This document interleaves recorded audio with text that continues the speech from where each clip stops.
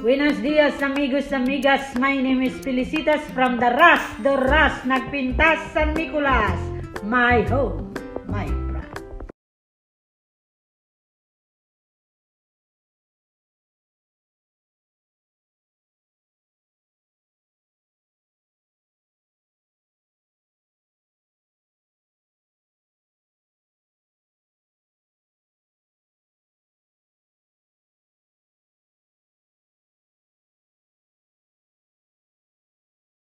Hello guys, today we're going to cook the Moroccan chicken stew. So what you need is that.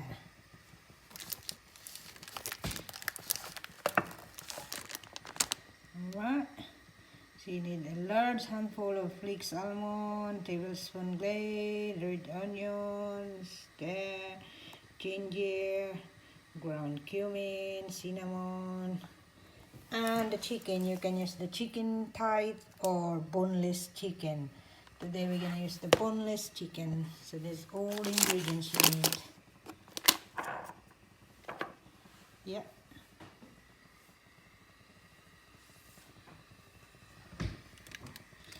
So we're gonna hit the pan and put the almond flakes to toast a little bit. So this is the almond flakes.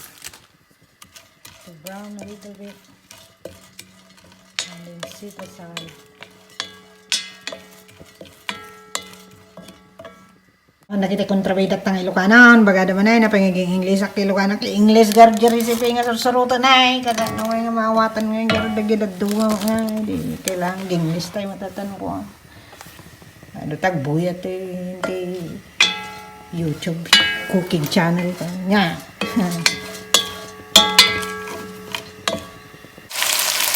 So, what I do, ang ginawa ko, tinaramid ko, ang tutok na muna ginano. You need to brown the skin of the chicken first. You don't need to follow necessarily the instruction there because sometimes if you follow that, you're gonna burn the chicken. So, what I do first, brown the chicken skin here, and then take out, and then you can fry the onion and the garlic. Then bring it back the chicken. So, parehas din yung nandun sa procedure sa book. Pero, ito yung technique para hindi masunog yung skin ng manok. So, you have to brown it separately.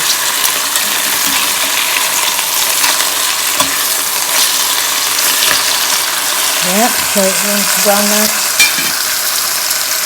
then you continue to number 2. This side. Pagkarehas na ang frying pan, ikabel mo ulit dyan, sibuyas, and spices, like this, cinnamon, cumin, and the paprika. Right, and that's the onion and the garlic. The almond is ready, kasi brinaw na kanina.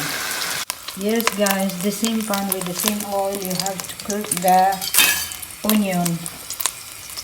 So 8 minutes, that you will see when the onion is soft, then it's ready. So you have to cook the onion.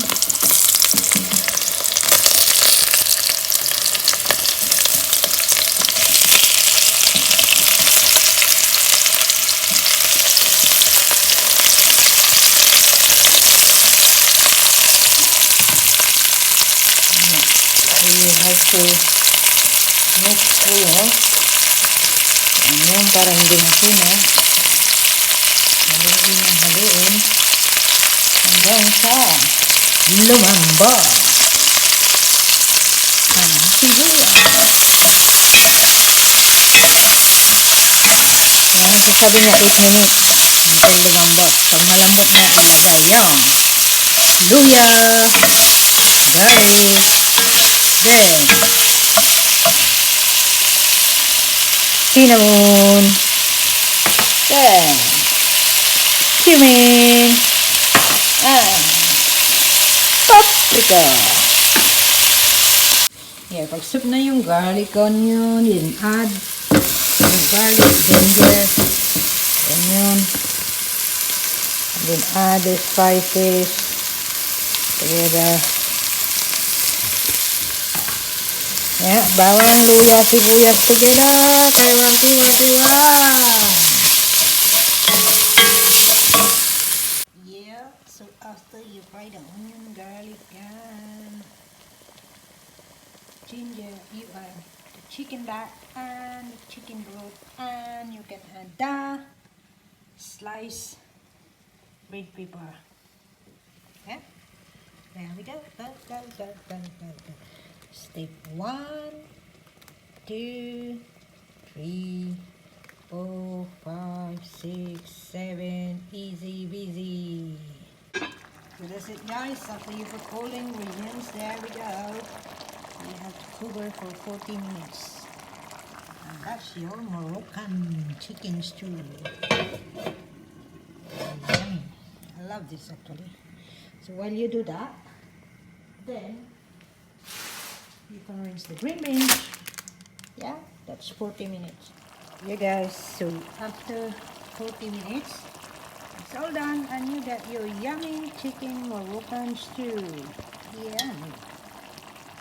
Hey guys, thank you for watching. Please don't forget to subscribe. Thank